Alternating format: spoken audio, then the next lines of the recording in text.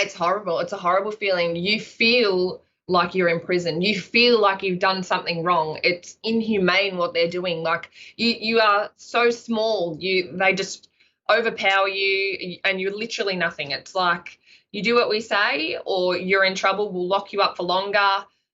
Yeah, they were even threatening me that if I was to do this again, we will extend your time in here. Hello and welcome to Unheard. I'm Freddie Sayers. Australia. Until recently, that country was most famous for its sunshine and relaxed attitude. Well, since the COVID pandemic hit, we've all got to know another side of Australia. With some of the longest and most stringent lockdowns and travel restrictions in the world, it's become a case study of what happens when a government will do anything to keep COVID numbers low. Their latest policy is to build special camps, COVID internment camps, to which infected and suspected infected people are moved. The biggest of these camps is called Howard Springs. It houses up to 2,000 inmates, surrounded by tall fences and carefully policed against attempts to escape. It's been described as the gold standard of such camps and is being replicated across Australia. Joining us today on the line from Darwin in the Northern Territories is Hayley Hodgson. She has just returned from a 14-day, let's say, stay at Howard Springs, and she's agreed to tell us all about it. Hi, Hayley. Hi, how you going? So we are really keen to just hear what's happened to you. It sounds like you've had quite an interesting last couple of weeks. Take us right back to the beginning. How did this all start? Okay, so how it all started was a friend of mine went to work and got tested for COVID. He had a little bit of a cold. He tested positive. He got put into this quarantine camp, and then we went about our days as normal, and then the investigators starting to knock on our doors and stuff like that. So then what actually happened was I had investigators come. I walked out the front of... Just to interrupt you, so how did they investigate you? Were you part of a contact tracing kind of list? Or? So what they did is how they contacted me was I have a scooter and they ran my number plates and they ran the number plates and seen the footage that I was with the person who had tested positive, and that's how they knocked on my door and knew where I lived from running my number plates. Okay. So then did they call you up or did they come straight to the house, or what happens next? Yeah, so they came straight to my house. I didn't get a call or anything. I literally walked out the front and it was two undercover investigators. And they said, "Oh, do you know so-and-so?" I said, "Yes." They said, "Have you been with them?" And I said, "Yep." I told them my whereabouts, where I'd been, everything like that. And they said, "No worries." And they said, "Had you had a COVID test done?" I said, "Yes, I had," when I hadn't, just because I was so scared of in the moment, and I've been to one of these quarantine camps before, only literally a month before this, so I know what it was like. I was just really scared. It was just a horrible position to be in, and I just lied and said, "Look, yeah, I have," when I hadn't. They said, they drove off. About 5 minutes later, they called me and they said, "We've tried to check the system and your name's nowhere. We can't find you." And I said, "Look, I've lied to you. I'm completely sorry. I'm so apologetic.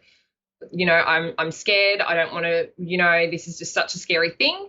And they said, "Yep, righto, stay there. Someone's going to come and test you." I said, "All right." So I stayed there and I just waited for someone to come and test me.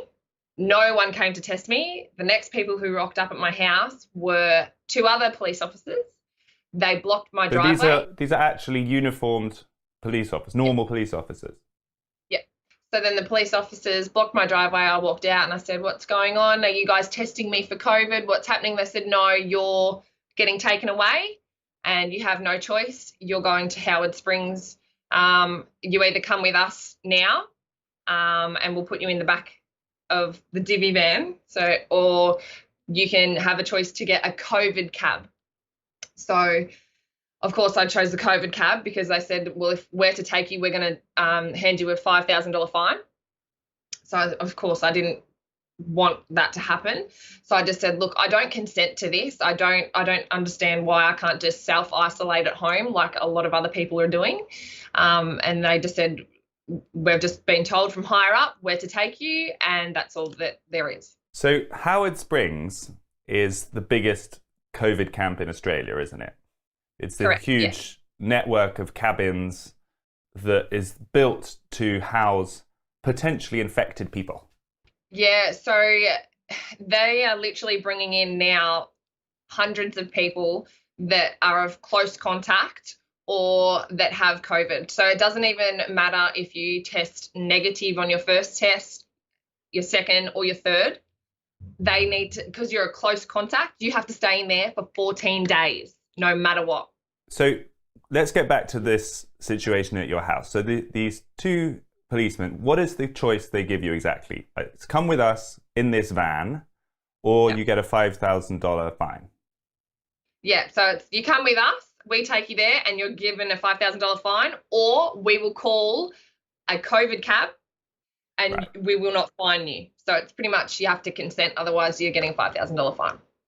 Okay, so then some hours later, the COVID cab arrives. Yeah, it was probably the policeman stayed at my driveway until this cab came. They said, "Can you please go pack a bag?"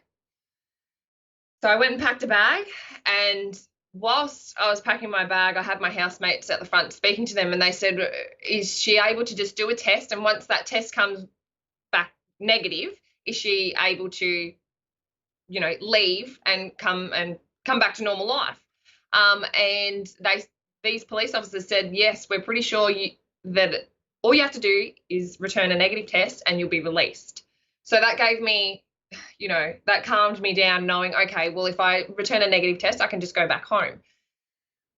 So I got in the COVID cab, and the police. I think we've got some footage that your mum took, actually, that we can play of you waving goodbye and getting into the back of a van. Have just come and she's being taken away. But look at the COVID van. Bistro cookies and functions. How professional. Long live COVID. That is a COVID taxi, but is actually a casino bus. So driving there, and then the police escorted me in, and then I never seen them police again. They left. They weren't allowed into the facility. So then new police came, and they were in charge. Obviously, I was very distressed. I was crying. I was saying, this isn't fair. It was just horrible to go through. And I stood there and I just said, "Can I please have a test now? Because I need these test results back, as I will be negative." And I later on I was negative. The whole time I was there, I was negative. And I said, "Once these go negative, am I allowed to leave?" And she said, "No, you're here for the 14 days." So the And first I time you stayed. found out that you were there for 14 days was when you arrived? Yeah. Okay, so you get taken to a room, is it? A cabin? What's life like inside these camps? You literally get put on the back of a golf buggy with your bags, and these people are in hazmat suits and everything. They don't want to come near you because they think you're infectious, and they literally drop you to your room and they leave you. They don't come and say anything. They don't check up. They don't do anything. You get delivered your meals once a day, and you are just left. And are you allowed to talk to people? I mean, we could have you spoken to people from inside the camp? We can, but we're only allowed to stay in our designated areas, which is nothing, maybe 2 meters. We have a deck that we're allowed to go out and maybe get a little bit of sunlight, but that is it. If you get caught off your decking without a mask on or anything, you get a $5,000 fine. And then that happened to me. So I didn't get a $5,000 fine. I got a written up warning, which is, I actually sent you guys some footage on that as well. Yeah, so tell us about what we're about to see here. So these are the officials inside the camp who are disciplining you because you were apparently not being contained within your area. Is that right? Yeah, correct. So I went to the bin to put something in the bin that I was not wearing a mask. Mind you, I actually have an exemption. I don't need to wear a mask. I have a medical condition. And the person that came to hand me the notice was another police officer. So what's the go? So this, I'm going to give you a warning, yeah? It's an official warning. that you have to stay on the balcony and obey the rules while you're here, yeah? And that's, we have to go the rules again. I don't care. So what's am I happening allowed in to the go to the background. laundry? You're allowed to go to the laundry, but you got to wear a mask, yeah? Yeah, righto. And you definitely can't go up the fence anywhere else. But you're allowed to go to the laundry, yeah? That's always been the case, yeah? Right, so if I was sitting just here, which is right near the fence, why are these guys in a cabin that's right near the fence? It makes no sense, does it? Yeah, but you can't leave your balcony to go to the fence to talk to somebody else. That's just obvious, yeah? So if I was Again, at it that doesn't have to balcony, make sense. So there has to be lines everywhere drawn, yeah? And one of the lines is you cannot leave your balcony and you cannot go to someone else. Where it makes no sense or it doesn't seem right to you, that is the line, and that's what the law is, yeah? And that's how it goes, yeah? the law. Well, the show direction. There's a law that says Show that. direction, yep, there's a show direction, yeah? And how the behavior must be done, especially in this area because it's much more highly infectious and likely to have infected people, yeah? Highly infectious when all of us people are negative. So far, the risk is still very high, yeah? Just while you're here, can we just do that? Otherwise, the next time it's a $5,000 fine, and we don't want to do that. It's a $5,000 fine if what? $5,000 fine. If you breach again. If I walk out onto that path. Without your mask on, for With- no reason other than the laundry. If I cross that yellow line Rule saying that you've broken the rule. that I've broken the rule, I will be issued with a $5,000 fine. That's correct. Right. Okay. We could even do that now, but we're giving the warning first. Have a chat with you because it's a big fine. Rather just do the right thing, yeah? Like I said, I'm not here to fight with you. Yeah. I don't want to fight with you. Yeah. I just want everybody to do the right thing, and unfortunately, it's my job to make sure they do. I don't care the ins and outs. It's got nothing to do with me. I'm just here to make sure the rules are adhered to, yeah? Hello, how's all good, man? So what did that experience make you think? Like what was your feeling about being in that situation with those people in control of your every movement? Oh, it's horrible. It's a horrible feeling. You feel like you're in prison. You feel like you've done something wrong. It's inhumane what they're doing. Like you are so small. They just overpower you and you're literally nothing. It's like you do what we say or you're in trouble. We'll lock you up for longer. Yeah, they were even threatening me that if I was to do this again, we will extend your time in here. So the officers within the camp have the power to keep you there longer if you misbehave? That's what they were saying, yep. And at one stage, is it true that they offered you Valium? Yeah, so because I was so distressed and I said, can you just please let me out for a walk or a run? Like I'm in this little box and I can't move. Can I please, I'm anxious, I'm feeling not well, I need to get out. And they literally said, we've got a doctor calling you and we'll get some Valium prescribed to you that you can call us anytime you like and you can have Valium. Just to calm you down?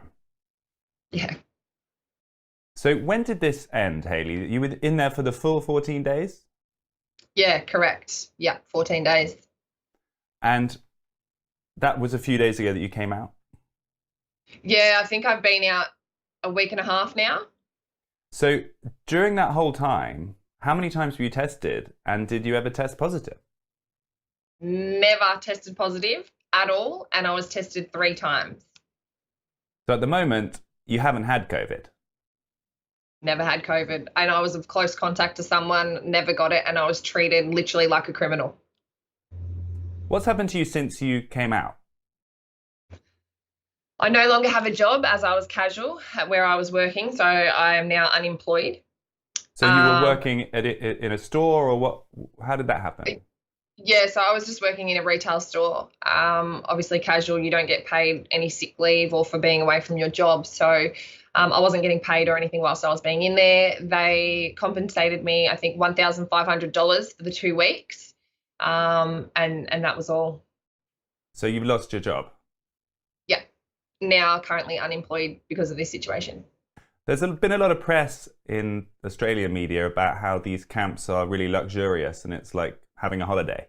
Did it feel like a holiday for you? No way. You are literally trapped in a box on your decking with fences all around you, cameras everywhere. Like it's just astounding. Like you're literally treated like a prisoner in there. So let's zoom out a little bit, Hayley. You've been living through this for the past couple of years. What is happening, do you think, to Australia and to your country? Well, it's so hard. It's like people aren't, we just abide by the rules and we're just going with the flow. But this flow doesn't seem to be getting any better. Like, we have hardly any numbers and they're doing this to us still. It's just crazy. I originally lived in Victoria, Melbourne, where it was really, really bad, and we had lockdowns. We've been in lockdowns for months and months.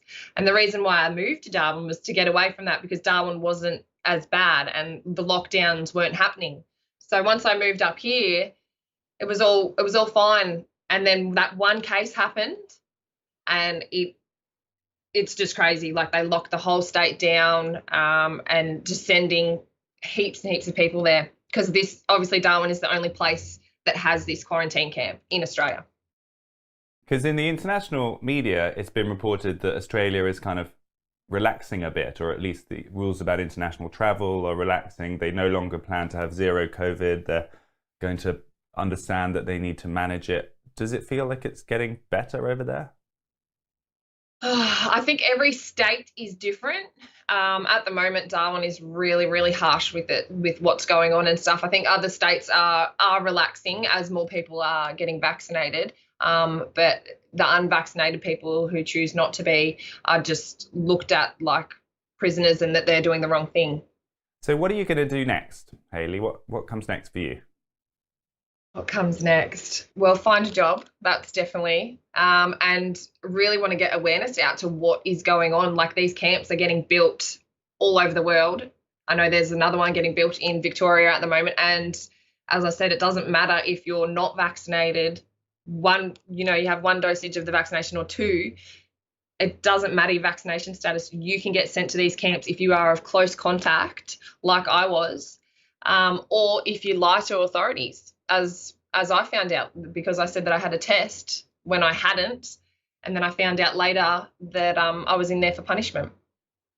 Who told you that? CDC, Centre Disease Control. So they say that your sentence, your 2-week incarceration, was actually punishment for having said you got a test and when you didn't. Yeah. When other people were of close contact and they were allowed to self-isolate at home, where there was probably about 10 of them, and I was the only one that got sent there. And that's what I was saying. Like, it doesn't make sense. Why am I the only one here? I want answers to this. And that was the only time that I got an answer, is when I rang CDC, and they said, yeah, there's a high chance that you're in there for punishment because you lied to authorities. At any stage of this process, did anyone tell you your rights? Have you had any contact with a lawyer? Has there been any kind of legal process? Nothing. I've had nothing. Literally, it's so hard. No one really wants, nobody knows. That's the thing. So it's like you're on your own in these situations, and, you just left. That's all. Like, there's no help when you're in this camp, and there's no help when you're out of this camp. Like, it's just, you do your time and we'll leave you alone. That's all there is. So we've heard that people have been trying to escape this Howard Springs camp in the past few days. What do you know about that? Yeah, I did hear that I think 3 people have escaped. I don't know if they've found them yet, but yeah, they have escaped. And do you understand why they would do that? I mean, give us a sort of summary of what your mental state has been like during this period, and what the whole experience has done to you. Oh, trust me, when I was in there, I was thinking, how do I escape? But, what are going to be the consequences if I do, and if I get caught? It's an ongoing thing. Your mental health, it's just, as I said, like, you're in a box, your mind's just going a million miles an hour. You feel horrible. You feel, it's just horrible what they're putting people through, because you feel like you've done something wrong when you haven't. All you were doing is going about your normal life, and you were close contact with someone who was ill. That's all it is. Hayley, thank you so much for telling us your story. No worries. Thank you for having me. That was Hayley Hodgson. Thanks to her for telling her story. She joined us from Darwin in the Northern Territories in Australia, telling us about her last 2 or 3 weeks, which have been, to say the least, quite unusual. And let's just remember that this is a person who has not had COVID, even now. And here she is, she's lost her job, and she's just spent 14 days in voluntary incarceration, raises, I think, some quite important questions about what the end goal of all this is. Thank you to her, and thanks to you for joining. This was Unheard.